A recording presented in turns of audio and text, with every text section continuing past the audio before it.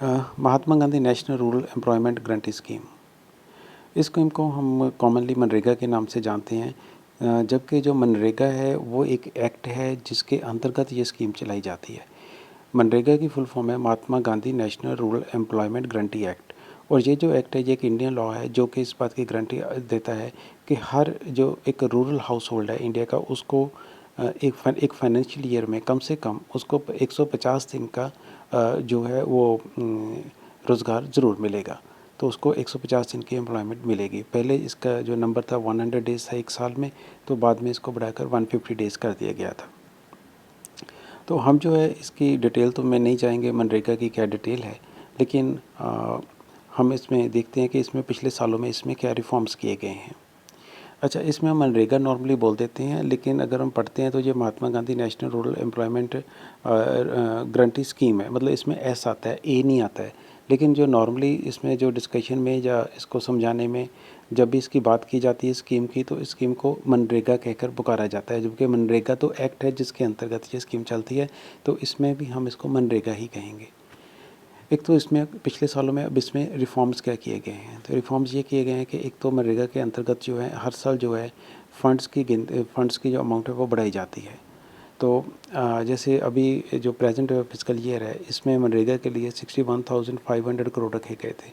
लेकिन जो Covid crisis के कारण जो है अनएम्प्लॉयमेंट काफ़ी बढ़ गई थी लोगों में, तो इसमें जो है एडिशनल 40,000 करोड़ भी इसमें एडिशनल इसको एलोकेट किए गए हैं स्कीम को। सेकेंडली, इसमें मनरेगा में एक और जो इसमें रिफॉर्म किया गया है वो ये है कि एट प्रेजेंट क्या है कि 99% जो वेजेस हैं उनकी जो दिहाड़ियाँ होती हैं वर्कर्स की, वो उनके अकाउंट में डायरेक्ट ट्रांसफ़र की जाती हैं।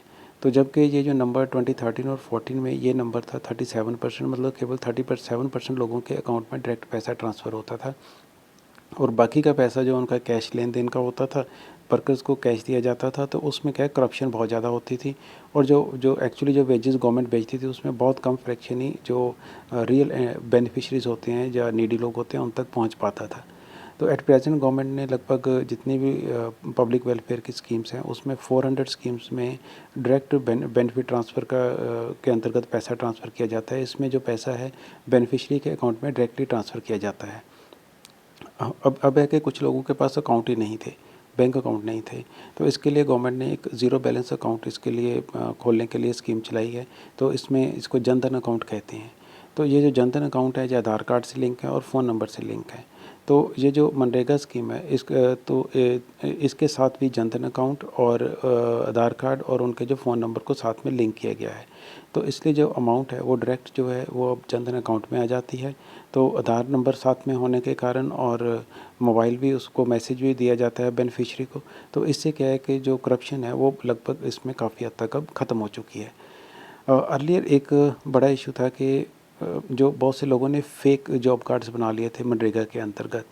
तो 2010 में भी प्लानिंग कमीशन ने ये माना था कि जो मनरेगा में एक तो पेमेंट्स बहुत डिले होती हैं, लोगों को बहुत लेट पेमेंट मिलती है। दूसरा इसमें कहा था कि इसमें करप्शन बहुत ज़्यादा, there is a mass scale corruption जो है इन मनरेगा। तो लेटर ऑन गवर्नमेंट ने स्कीम को क्लीन करने के लिए काम किया, और 2017 में लगभग 10 मिलियन फेक जो जाली मनरेगा कार्ड्स बनाए गए थे उनकी पहचान की गई थी और उनको इस स्कीम से हटा दिया गया है। तो अब जो एक और प्रॉब्लम थी कि पेमेंट्स को डिले बहुत होती थी। तो ये जो अब एट प्रेजेंट क्या है कि जो पेमेंट है वो बेनिफिशरी के अकाउंट में 48 आवर्स के भीतर भीतर उसके अकाउंट में ट्रांसफ़र की कर दी जाती है। तो इंडिया के जो controller and auditor general of India ने जो अपनी 2007 और 12 की रिपोर्ट में ये मेंशन किया गया था कि लगभग सिर्फ 30% वर्क जो कि मनरेगा के अंतर्गत शुरू किए जाते हैं उनमें से सिर्फ 30% वर्क ही पूरे हो पाते हैं। तो बाकी काम अधूरे रह जाते हैं, वो पूरे ही नहीं होते हैं। तो लेकिन जो एट प्रेजेंट क्या है कि जो गवर्नमेंट है इसमें टारगेट ओरिएंटेड अप्रोच अपना जो है इसको फॉलो कर रही है, और इसमें जो है रिस्पॉन्सिबिलिटी काम को पूरा करने की रिस्पॉन्सिबिलिटी ऑफिसर्स की फ़िक्स की गई है। तो जिसके अंतर्गत जो मोस्टली जो काम जितने भी शुरू किए जाते हैं डेवलपमेंट वर्क मनरेगा के अंतर्गत शुरू किए जा रहे हैं तो वो पूरे भी हो रहे हैं।